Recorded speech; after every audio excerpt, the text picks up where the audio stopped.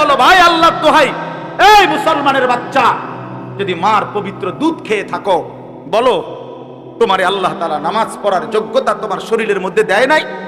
তাহলে বেঈমান নামাজ পড়ো না কেন? কেন নামাজ পড়ো না?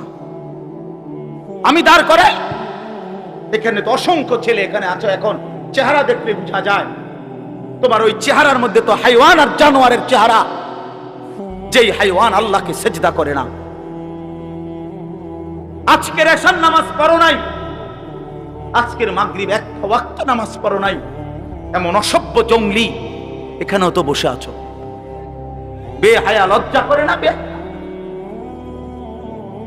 কেমনে ঘুমাইবি বেটা? নামাজ না পড়ে যদি ঘুমাও, ফেরেশতা যদি একটা লাথি মারে, ফেরেশতা যদি একটা লাথি মারে,